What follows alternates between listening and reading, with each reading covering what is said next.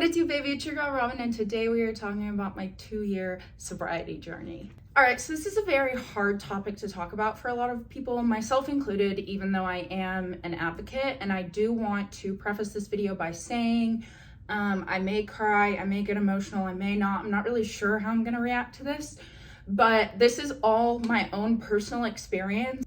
I am in no way trying to tell you that this is the way to recover, that this is the end-all be-all to sobriety and recovery, and that you should follow this exactly, and that if you follow my path that you'll end up where I am. None of that. I'm not a doctor, I'm not a psychologist, I'm not certified in anything. So before we started, I just wanted to put that disclaimer in there that I am not in any way trying to convince anybody that this is what they need to do or that this will work for them. This is just my story and personally what has happened in my life. I just really enjoy sharing my story with you guys because I feel like it's going to help somebody. So let's jump into it.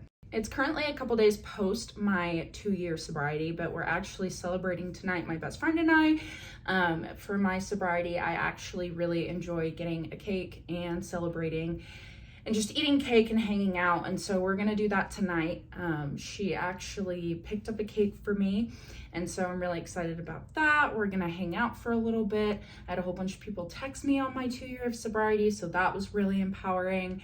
But I just really wanted to talk about the highs and lows, a couple things that I've learned and some advice that I can give as a girl who is in her early 20s navigating sobriety and recovery, and also all the hardships and the highs and lows that come with it. And so I really just wanted to share with you my experience and just some different things that have occurred over the last 2 years. My biggest takeaway from the last 2 years of being sober is that being sober short term is very easy. Being sober long term is really hard. Every type of addiction is different, but with alcohol, it's also very readily available in a lot of places, and so it is a lot more easily accessible than some other things that people get addicted to.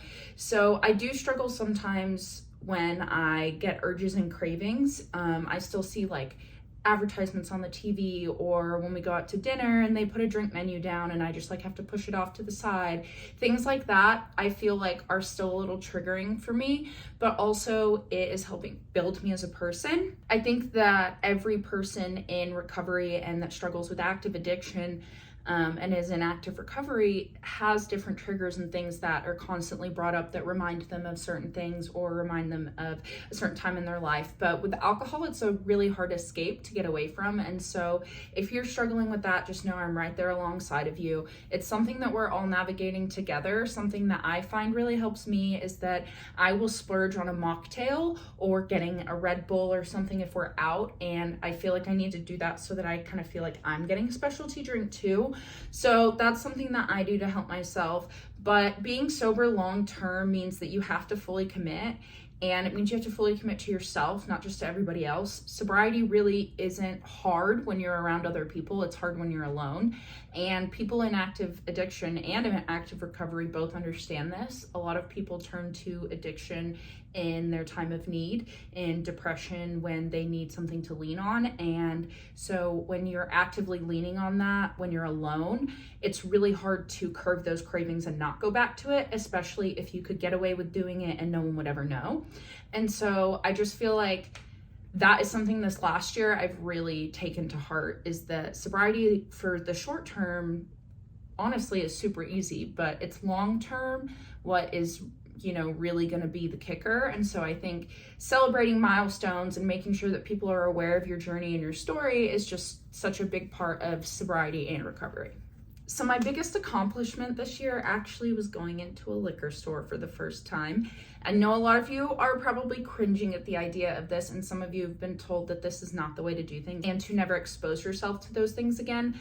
I, on the other hand, am very much somebody who wants to be able to function in all types of society and truly believe and rely on myself in those type of situations. I did not go into this liquor store alone. I also just didn't go for kicks and giggles. I went because my best friend really wanted a cocktail for her birthday. And I thought that it would be a pivotal moment in my recovery journey to go in there and feel the feeling of being surrounded by something that I am actively going to choose not to partake in.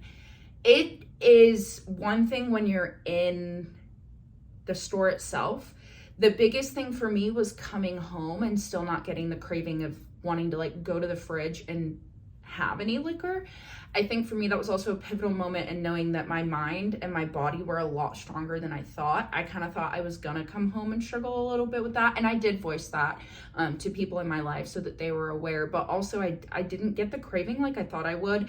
Again, I don't think that this is something that everybody should do. It's not a part of everybody's recovery process or anything like that, but for me personally, I felt like that experience really made me feel comfortable and really made me feel like I could trust myself alone or with somebody. Now, again, I was with somebody. I haven't done that and experienced that alone, nor do I think I'll take the chance of doing that alone for a very long time if I ever do choose to do that, because I don't I don't see myself ever going into a liquor store for any other reason than to be in there with a friend. So there's no need really for me to go alone, but I also think it makes sense for me to slowly expose myself back to things and make sure that I can handle those situations and put full trust in myself.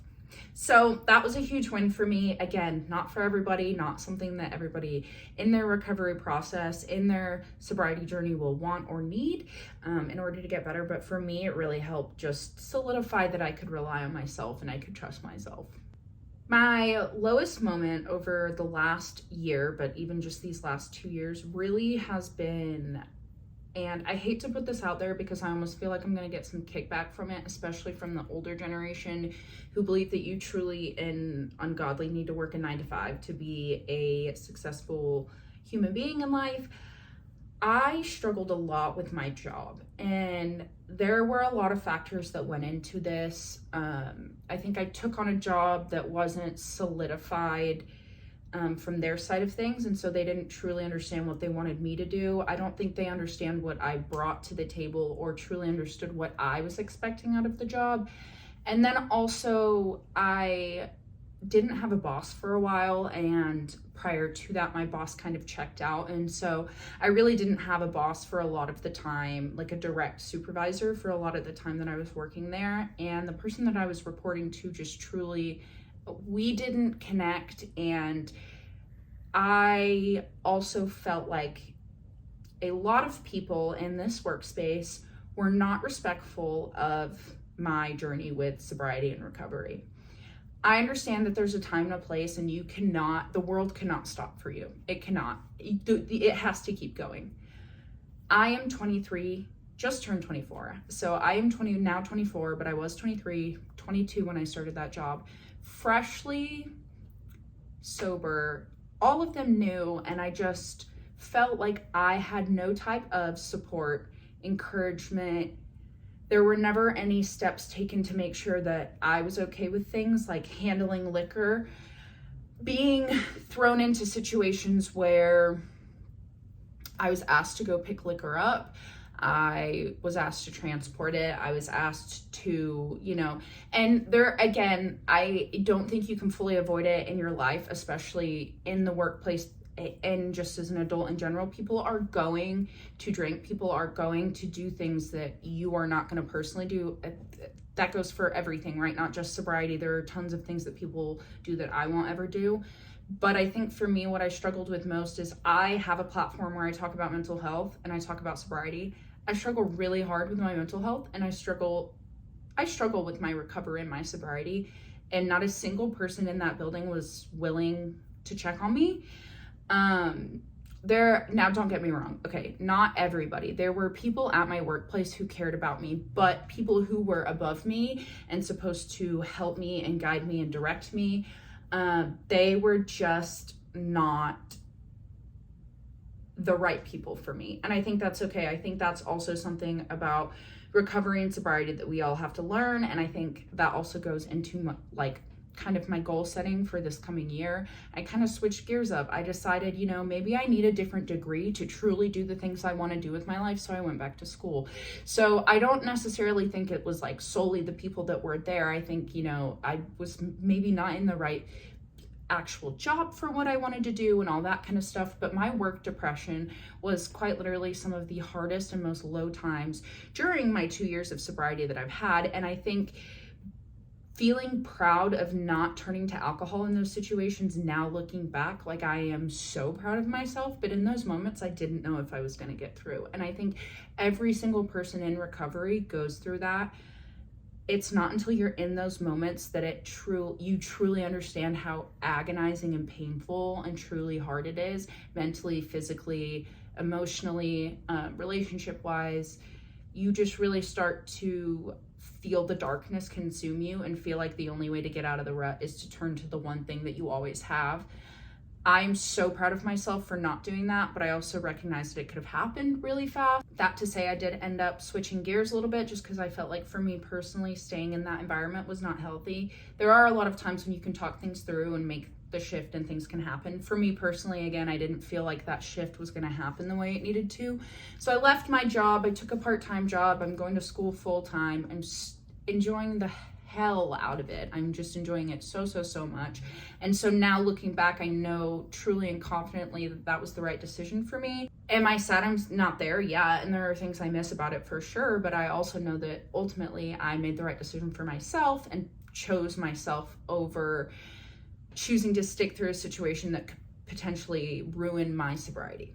All right, this is probably the meatiest part of the video. I also really wanted to include this because I feel like a lot of people my age or younger or older are starting to become sober, California sober, not just become sober, but drink less because they realize that it's not something they want to rely on or do every weekend or have a part of their normal routine.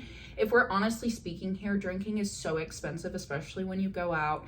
So is anything that you do, you know, especially when it becomes an addiction, you need it all the time. So you're constantly searching for the fuel that you need. You're willing to spend or do anything to get that drug or alcohol or whatever it is. But I just think that a lot of people are starting to realize that drinking maybe isn't a thing for them or not something that they truly want to partake in all the time. It can be something really complicated to navigate through. Not just throughout your whole life, but I feel like especially in your early 20s, your 20s in general, but especially your early 20s, and I would consider your early 20s like 20 to 25. I know that the legal drinking age is 21 in America. The legal drinking age in some other countries is 18 or 16, but primarily I'm gonna be talking kind of about 20 to 25 range because I'm 24, so I'm kind of getting towards the end of what I would consider that early 20s stage. People obviously start drinking before they are legally allowed to. My story, obviously, a lot of it partakes before I was even 21 is when my true addiction and worst self was prior to me turning 21. And I feel like a lot of people are like that, and that's part of the reason people are scared to reach out. They're scared to get help, or they're scared to be looked at their peers as weak, vulnerable, a pussy, a bitch, you name it, they will say it about you. Here's the thing, choosing not to drink is so much stronger than choosing to drink. Think about it. It is everywhere. It is easily accessible, especially like in college scenes and stuff. People just want to get you drunk for what?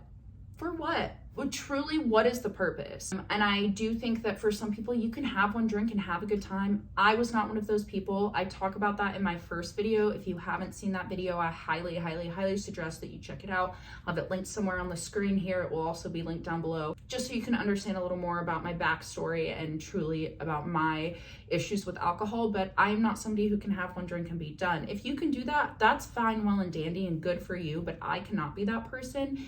It takes a lot of strength and vulnerability to get to a point of accepting that.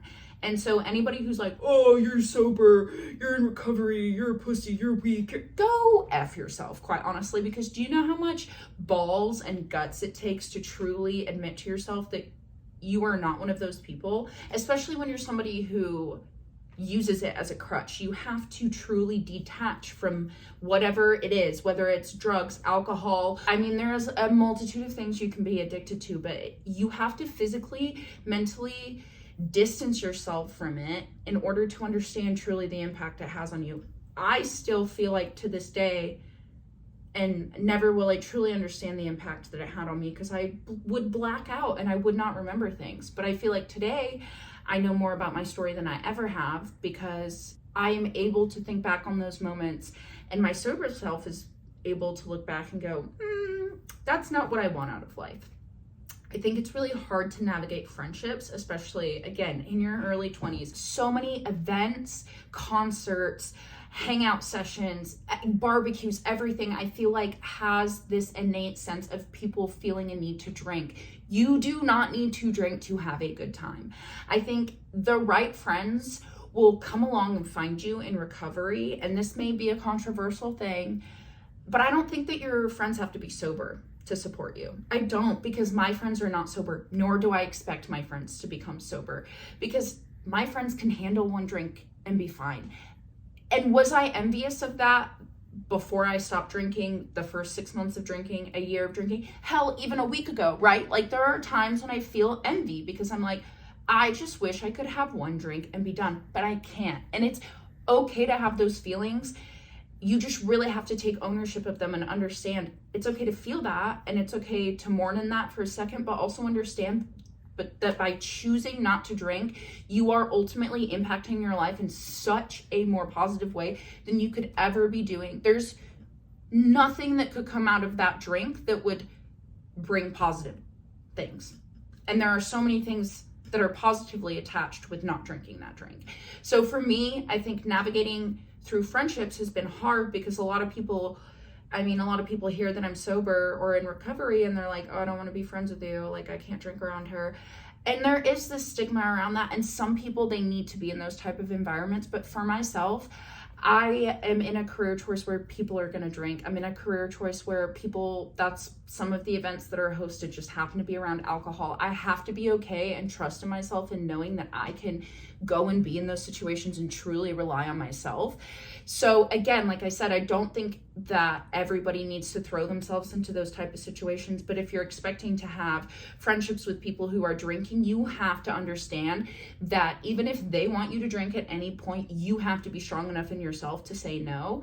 And it's truly up to you at the end of the day. And your recovery story will reflect that. I truly think the right friends will find you. Like I said, my friends drink. I think that's great. I love it. Sometimes I even am like, if they're thinking about a drink, I'm like, ooh, that combo sounds great. Wish I could have it. I'm gonna get a mango peach tea, but you should get the da-da-da-da-da-da.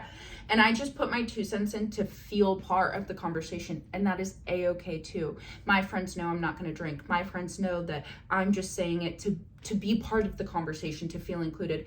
And a lot of times they don't care what I have to say, but they're gonna acknowledge it just to make sure that I feel heard and seen. And then I don't feel the innate need to be like, I need some alcohol. It can be hard, but again, I think navigating friendships is just something that you have to do. And if somebody truly is not supportive of your journey, every single person that I am thinking of, that I have thought of throughout this video when I'm talking about this stuff, they are so supportive of my sobriety journey. They will not let me drink. They are the first people to step in. They are the first people to be there for me. And I think truly you have to find those people, and you have to be okay with talking about the low times, the high times. And sometimes I feel like I'm annoying people because I'm talking about it, but I would much rather talk about it, and they would much rather me talk about it than me relapse. And I think truly it's about finding those people who want to be there for you and they want to help you, because at the end of the day, they want you to be there and they love you and they care about you and they want you to be the best version of yourself. And if that's the version of you that's sober, then so be it. Another big thing about being sober in your 20s is I feel like a lot of people put a lot of pressure on the self-care recovery aspect. And so I myself have really implemented some goals that are not sobriety related that I feel like have helped me just keep on track as a self-help person. So I've just kind of come up with a list of goals or tasks that I want to implement either into my daily life, my weekly life, or my monthly life that are not sobriety related, that just help me be a better version of myself so that I can truly feel like I am seeing and feeling the progress of recovery and self-help. So a couple of those things are set some goals for myself on reading.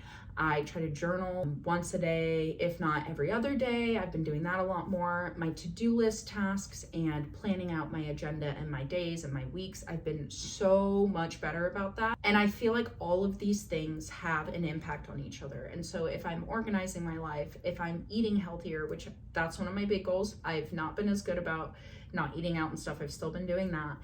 But like all those things have a knock-on effect for each other. When I'm hydrated, when I'm well fed, I want to go to the gym. When I go to the gym, I want to read. When I read, I want to clean. When I clean, I want to, so everything just has a ripple effect on each other. And so I truly feel like setting goals that are not sobriety related is a huge part of my success, especially in these early 20s. Going off of that, I think it's important to have people around you that are in recovery. I am kind of navigating this myself. I am not in an AA program. I don't truly believe in the 12-step program because I'm not somebody who uses it. Do I think for some people that's the way to go? Do I think for some people that you need to go to rehab? Absolutely, 100%. Some people need that. Some people need the structure. Some people need the accountability, whatever it is. I myself, as a girl in my early 20s, struggle to go to an AA meeting because I feel like I am going to be judged. However, I have curated this amazing community of people on TikTok and on Instagram, and I knew that I wanted to be an advocate for mental health, but one thing I didn't realize was the community support that would come along with it. Something that I've really tried to implement, aside from being an advocate truly with my Smiley Face Foundation, is just being myself online. So on TikTok, on my personal TikTok, I am just truly myself. I have like 4,000, I think it's like 4,450 now. And I truly feel like I found some people who could be my best friend in real life that don't live around me. Those are also people who are in active recovery. And it's so cool because they're people older, younger, addicted to different things, in different phases of their life. But I truly feel like that community and that support for me has done what AA and the 12-step program can do for other people. So I just want to say that there is no one way to recover. There isn't. And if anybody's sitting there telling you, you have to do this to be sober, you have to do this to be in recovery, you have to do this to be, whatever. No, you don't. Everybody's path is different and recovery looks different for everyone. Healing is not linear. It is never going to be up, up, up, up, up, up, up, up, up, up, up. There are always going to be downs. The biggest thing in sobriety that I can truly say that I've taken away from the last 2 years and prior to that is that it's truly in those moments of downs, of depressions, of lows that test you. It's not when you're doing good, when you're on your high horse, you're doing great, life's going the way you want it to, your friends are great, you've been hanging out with them all the time, you've got a great boyfriend, your company's doing great, your Instagram's popping off, you've been looking cute every day. It's not hard to be sober and in active recovery in those moments. It's when depression hits, when you lose a friend you didn't think you would lose, when family members turn on you, when things go to shit in your life that you weren't expecting to go to shit. Those moments are truly when you grow, and you have to believe in yourself and have a community of support that believes in you. And again, I don't necessarily think that has to be AA. I don't think it has to be a 12-step program, but find your people, whether they're in active recovery or not. Find your people you can turn to, find your people that will help you, because I'm telling you, it truly, truly, truly makes a difference, especially in these early years. I have a couple people that I look up to that are not in active recovery, but are truly some people who have the best intentions for me in the whole world. And I go to them when I have issues, and there are people older than me, there are people my age, and there are people even younger than me that I go to, and I get all these different feedbacks, and I'm able to make a decision for myself, but it makes me feel a lot better about the decisions I make. And it also makes me feel very empowered in my recovery journey. And so I just truly think it's about finding that community. And again, it doesn't have to be from AA. It doesn't have to be from a 12-step program. So if you're struggling with that idea at all, let go of that idea. You can find people, you can do it your way. It does not have to be the textbook definition way of recovering, because there truly is no one way, right way, true way to recover. Whatever you need to do to be sober and your best self, that is what you need to do. Wrapping this all up, I guess I'm going to come back to using your resources. If you are somebody who's in school and has access to a counselor or a therapist or anything like that, utilize that. If you're in a job that allows you to get 12 free sessions a year, use it. Even if you don't think you need therapy, everybody can benefit from having some self-help, from talking to somebody from an outside perspective. I truly don't think people understand that therapists are not there to fix you because you're a psycho and you have gone off the rails, or you need anger management or anything like that. They are truly just trying to help you develop and become the best version of yourself. And every single person has something they can work on. And I think that therapy can help you find those things. You may not even know that you're harboring, some trauma or some self-doubt or some depression, or you may think that your life is going great and realize that things are not what you kind of thought in your head. I don't know. It's just, therapy can truly be beneficial for everybody. Another huge thing is your online resources. Like I said, I found a community on TikTok. If you need to follow some people over there to kind of get you in a mindset of sobriety and recovery, do that. Maybe find a couple people that really inspire you online to look up to. I know I have a couple people that I look up to on TikTok, on Instagram, things like that. And then just find, if you need therapy, there are online resources for therapy. There are in-person resources for therapy, but there are resources out there, and the mental health field is only growing. And the more we talk about it, the more resources truly do become available, because the more research we do, the more education we get on mental health, the more we can help people who are in recovery or struggle with mental health. So if you have any of those resources, I highly recommend using them. And then also, if any of you need just some basic mental health resources, I have a website below, smileyfacefoundation.net. We are a foundation that advocates for mental health and recovery. And so on my homepage, you'll find just a couple cool videos and different events that we have coming up in our local area. There's also resource tabs for, addiction, mental health, therapy, things local to your area. You can search those up. We have a couple search bars on there, things like that, so that you guys can find the right help. And then I just really, really, really appreciate you guys tuning in and listening to yet another year of sobriety. I am very surprised I did not cry in this one. If you want to see me cry in my sobriety video, watch my first one. I think it was a lot more raw and emotional, because I was still going through, I feel like, what was the thick of my recovery journey at the time. I am in a lot better space now, mentally, physically, emotionally, environmentally, all those things. And so I am just feeling hopeful, thankful, excited for the future and all the things to come. I cannot wait to update this video of sobriety again next year and another year down. I am so thankful for the support. I can't explain what it means. I truly would not be where I'm at without the support of all my people on TikTok, on Instagram, my YouTube. It just is insane, the amount of outpour of love and support that I've had through the last couple of years of advocating and speaking up. And so I just truly want to say that if you're struggling with anything, the world needs you. I love you. It's going to get better, and it's going to be okay. With that being said, if you need any mental help, 988, you can text or call that number. I'll have all the resources, like I said, linked down below.